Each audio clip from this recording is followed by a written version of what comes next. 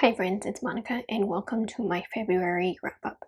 This month I managed to read 7 books and I'm really happy about this number. I feel like I'm on a roll this year and I did read mainly fantasy books as per usual. Before I get into this video, I do want to mention that I do have a separate review videos for some fantasy romance books that I did manage to read this month. The books that I am reviewing in that video is Bitter Medicine by Tsai.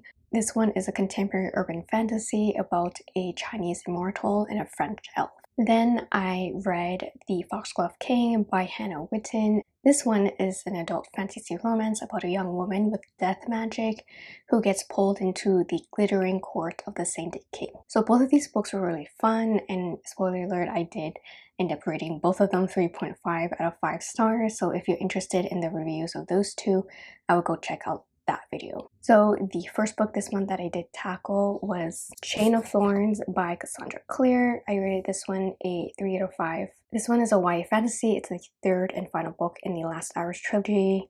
This one we're set in Edwardian London, which is the early 1900s, and we're following a new group of young shadow hunters who are actually the children of characters we've met before.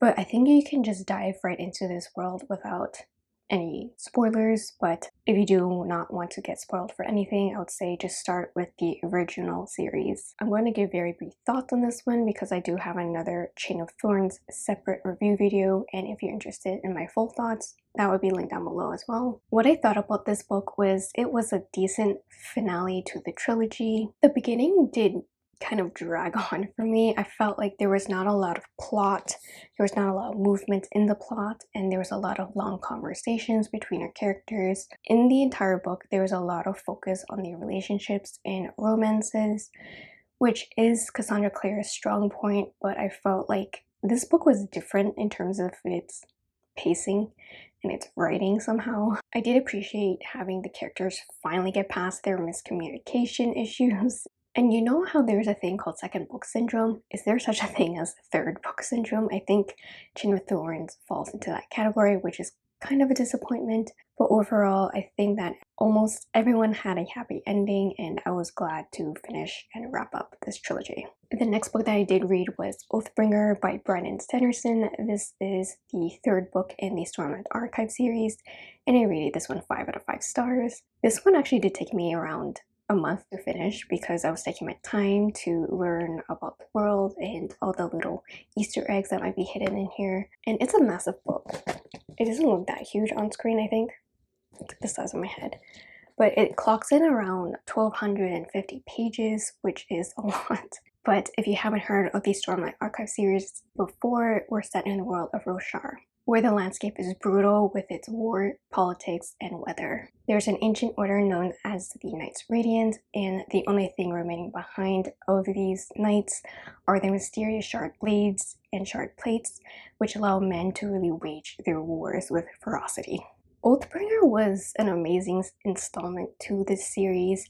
We get more characterization, and the world building continues to grow in that Sanderson fashion. There are many moving parts in this book, but it really did make for an intense and addicting read. Without going into too much of what the plot is about, we see our characters face off enemies and bravely and courageously, but they have many challenges along the way. Personally, I really love the flashbacks in this book, and we're focusing now on Dalinar, and I love seeing the contrast between him in the past and then him in present day. It's a really nice growth, and to see what events made him the man that he is in present day in the book. Then we have Kaladin, Shallan, and Adolin. All of these 3 characters, they go through their own character arcs, but I really love the in-depth exploration and accurate exploration of depression, anxiety, and regrets, and how they can be very, very complex and in terms of emotions, and how crippling that these things can be. And I was rooting for all of these characters,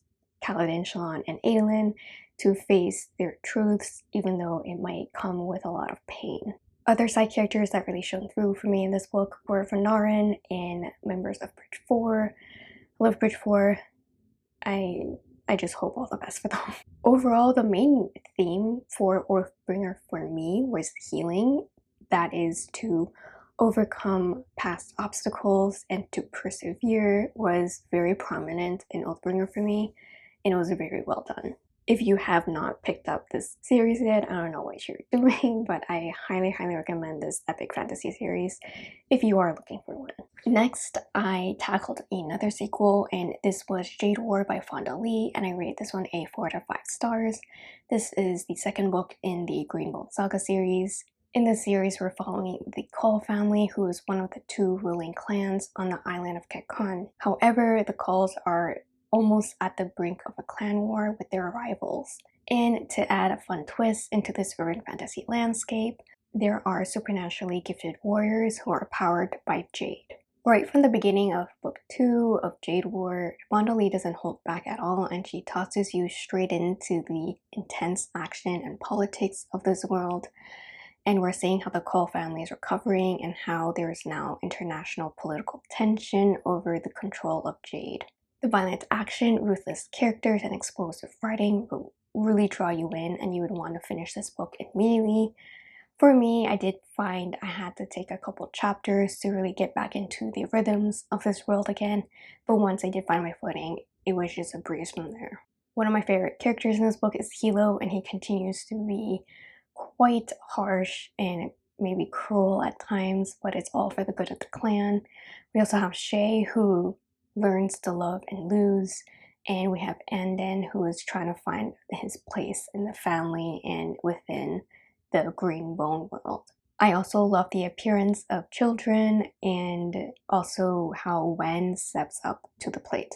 However, some point of views that are not the Cole family I didn't really care for because I'm really attached to our main characters. By the end, the maneuvering of many plot points were nicely tied together to prepare us for book 3, which I have no idea how this series will end, but I'm very excited to get to book 3.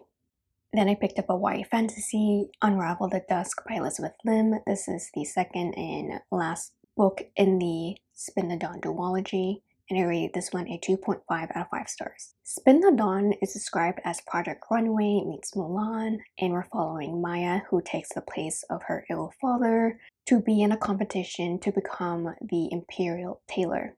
But the twist is here is that Maya actually disguises herself as a boy to enter into this competition. There's also plenty of magic and courtly drama. The sequel does continue right off from where book 1 ended, and we're seeing how Maya is grappling with a darker side of hers and trying to cling onto her humanity. However, I felt like Maya had a really repetitive thought process throughout the book about fighting against this dark side of hers, and that also goes into the plot as well. I felt was quite repetitive with jumping from one problem to the next. I did think that the pacing of this book was very fast-paced and action-packed, and that the writing was very flowy, and Elizabeth Lim knows what she's doing. I did enjoy learning more about our characters and having the romance from book 1 be on the back burner because I didn't really care for it. And overall, I do think that this was a decent conclusion to this duology. Then I read Neon Gods by Kate Robert, and I rated this one a 3 out of 5 stars. This one is a fantasy romance, and it's a modern retelling of Hades and Persephone. The twist in this retelling is that Olympus and the underworld are now reimagined into a metropolis known as the upper city in the lower city. And we're following Persephone, who is in her mid-20s, and she's running away from an unexpected and unwanted engagement to a 60-year-old Zeus. Persephone reaches the forbidden lower city and strikes a deal with Hades to harbor her for 3 months until she gets her trust fund when she turns 25.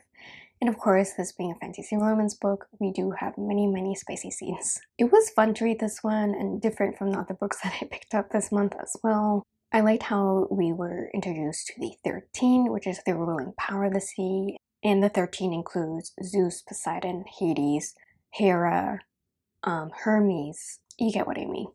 It's Greek gods and goddesses. It's the 13. However, I did think our main characters, Hades and Persephone, did fall a little bit flat for me. We do learn about their background and stuff, but I did want to learn more about their past relationships to see how it would have an effect on our couple. Also, Hades has like a quirk to him. He's obsessively clean and likes everything to be neat and orderly, and he's quite overprotective over Persephone. Persephone is very cheeky and really likes to tease Hades, And we do jump straight away into the intimate scenes between Hades and Persephone, which might be to people's taste, but I did want more build up with the relationship before going into that. Although I did really love the emphasis on consent. Overall, I did think that this book was overly long. Those were all the books that I read this month. Thank you so much for watching this video. I hope you enjoyed it. Don't forget to give me a huge thumbs up, hit that subscribe button down below, and don't forget to ring the notification bell to not miss any future uploads. And I'll see you all in my next one. Bye.